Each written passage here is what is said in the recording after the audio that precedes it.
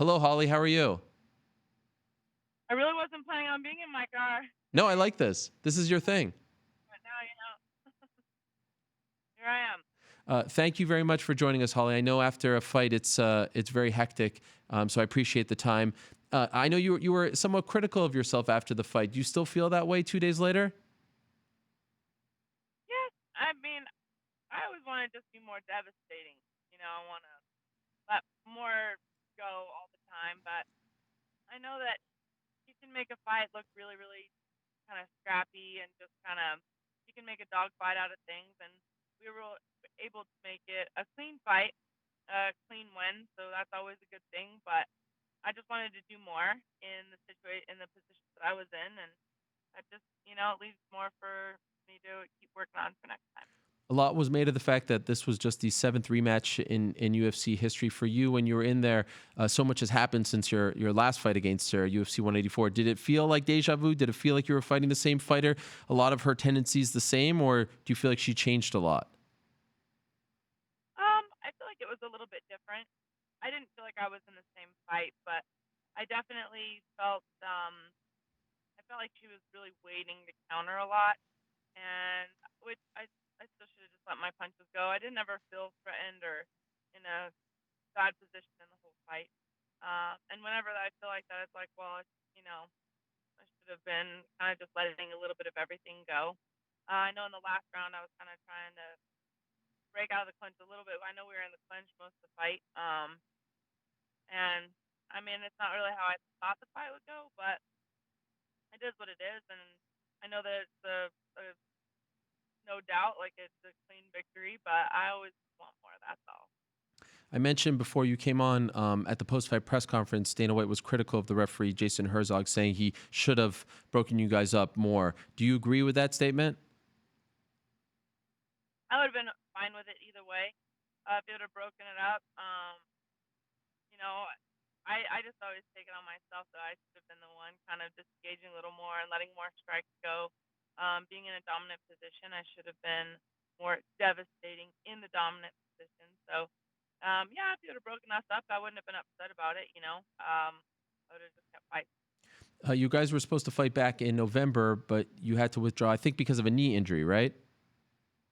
It was my hamstring. Hamstring. I had torn the ligament, like 30% of my ligament that attaches my hamstring tore, and so there was just, and it was the last week of training, so I just needed to let that all those fibers kind of regrow and heal, and my hamstring feels great. So uh, even at the beginning of the camp, it was like it was.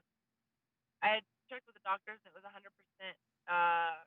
like healed as far as the new tissue and everything grown, but um, they were like, be careful because it's still fresh tissue and it needs a little time to get strong. So in the beginning of the training camp, I kind of took it a little bit easier on my hamstring. I did a lot of boxing, and then slowly started with kicks and stuff like that. But by the time I got to the last week of training, it was I didn't even I forgot about it because Mm. of how good it was doing. So And it's okay now, 2 days later? yeah, it's great. I mean, it's a little tight, but not bad. It's Okay. like I can tell I used it. It's a little tight, but I mean everything in my body's a little tight right now. So any kind of little, kink you had, actually, I mean I feel really good. I don't have any injuries or anything. Um, like I said, it's just a little tight. That's all.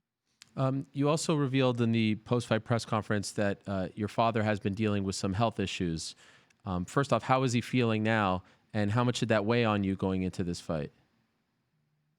Well, you know what? I'm actually in his driveway right now. I just picked him up from the rehab facility. He got out today, and it was definitely a journey. He I kind of had felt that something maybe was going on.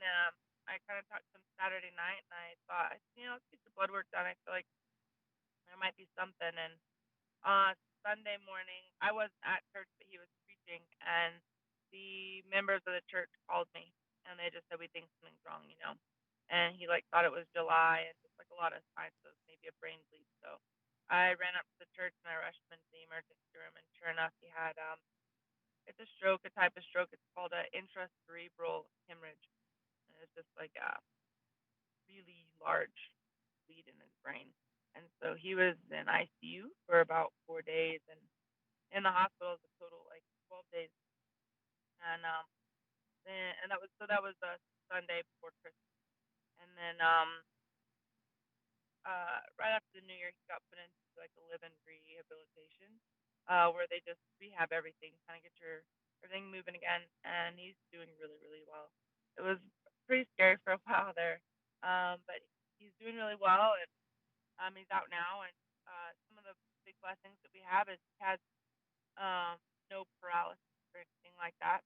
Um, so there's huge blessings in this, but it's definitely been an interesting training camp, you know. But I think I honestly feel like in this life you can dig down and get energy where you need to, you know. There's a lot of nights that we didn't. My brother came in town. He lives in Arizona, and between him and I, you know, we didn't really leave my dad alone. We made sure that somebody was there because when you're dealing with brain bleed, there's a lot of confusion, you know.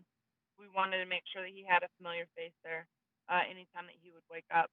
Um, but there was some long nights there and scary days in the hospital. But like I said, he's doing really good. You know, there's those little hospital chairs. I spent quite a few nights Wow.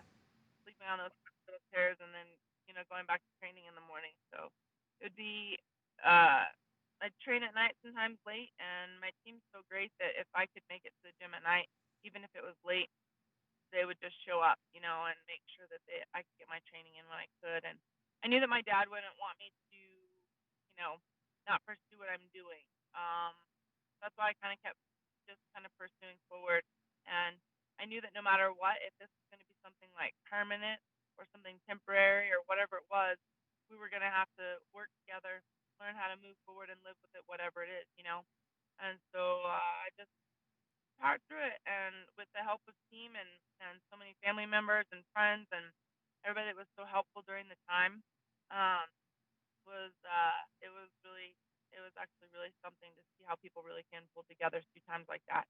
So it was like I said, there's some long nights hanging out in the hospital. I'd go to the gym and then I'd go to the hospital, stay the night, then go back in the morning to the gym. And my brother would kind of do more of the daytime stuff so that I could be at the training, and I would kind of do more of the nighttime stuff. So it's just nice to even have a lot of families sometimes don't really even function well together Mm. sometimes through tragic times like that. And I'm just really thankful that uh, I've I've I've good brothers, and we just work together and made it through. And my dad doesn't remember a single day in the hospital.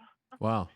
So, but I mean, I'm telling you, like I said, I just picked him up this morning. He's doing great. Um, and I just drove him up to his house. I literally just got here, and I let him, go get all of his mail and everything. Kind of just, it's a good day. It's a real good day. I'm sorry to interrupt that moment between you guys because I'm sure he was very happy to see you. Did he know that you fought? Was he aware that you won?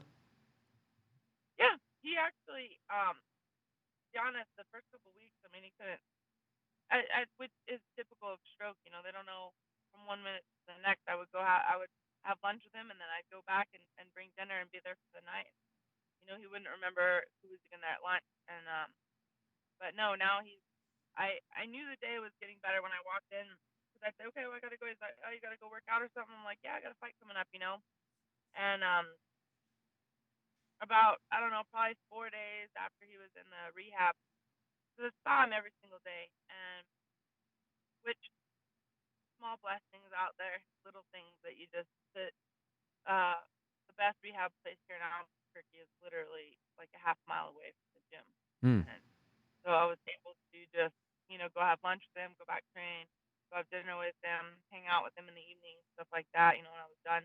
Sometimes I would train, go see him until he fell asleep, and I did majority of my runs after that. So I did a lot of my running, like 11 p.m., just put my headline on and go. And um kind of a different training camp. I did what I could when I needed to. I made sure it was all done, but sometimes it was at midnight. It just kind of depended on the day. But um, I came in one night, and I walked in and he goes, "Man, it's sure getting down to the wire. You got one last week of training, and it's go time. I think you're gonna do real good." And he just kind of started talking. It was like really refreshing, just to obviously a lot of people have a brain freeze. They say funny things. Of course now we can laugh about. Yes. There's some funny things my dad when when we took him in. Is he going to make a Uh, full recovery? yeah, he's gonna do great. His part of his brain that bled is where your speech is. Oh, So for a while there, he would like say, but it's I'm telling you, it's like I sat there actually before I left down. I sat there and had about a 4-hour conversation with him, and I left and I was like, wow, not one weird thing came out of his mouth wow. today. And he's not even out of rehab yet. So I had a um, and I gotta say, my dad has been. A lot of people ask me how he's been. 'Cause a lot of people with brain injuries now. I mean, super pleasant, super just kind of going with it. And after he really understood everything that was going on, he's like, well, I'm just gonna do what they say. I gotta be in this rehab, and I'll do this, and we'll get back at it. And I'm telling you, he's doing so great. So he will make a full recovery. And going from scary nights there to that is just for a big blessing. And one of the doctors was kind of telling me, it's like, with the significance of his brain bleed, like it's actually quite spectacular, like how well he's doing. And so he's doing really, really good. It's been well, it will be a month actually. The 22nd will be 1 full month, and for him to already be out functioning and is really awesome. I wish him the best. I know I've had people in my family suffer strokes. I know how serious that could be, and I'm sure you had a bit of a heavy heart as you fought on Saturday. So it makes the performance that much more impressive. Last thing for you, Holly, and again, I appreciate the time very much. I know you better enough than to ask you who you want next, but I just want to ask, when do you want to return? I feel good. After a fight like Saturday, one thing about it, I mean, uh, with a victory, it just makes it that you have this excitement, like, oh, I want to get back in there. And I have no injuries. I feel good. I feel healthy. Right now, I'm just gonna hang out with my dad. Time. I don't know. Maybe I'll go on a little weekend vacation with my girlfriends, and back at it. I don't really. I love to train, and I want to keep on this, and I don't know. We'll see as soon as it happens. Excuse me. I was just eating a chocolate bomb. No problem. No problem. Uh, I I'm open to whatever. I feel good. Like I said, I feel good and healthy. So, whatever comes, I'd like to take advantage of whatever opportunity is available. Congratulations. My best to your dad, my best to your family. Thank you for joining us, Holly, and Thank you. looking forward to the next one. I appreciate it very much. Thank you so much. Hello, everyone. It's Ariel Helwani. I just came here to thank you for watching our ESPN YouTube channel. It's the best. You know what else is the best? The ESPN app. You can get highlights, analysis, all that stuff and more. And if you want premium content and live streaming sports, there's only one place for all of that. It's ESPN Plus.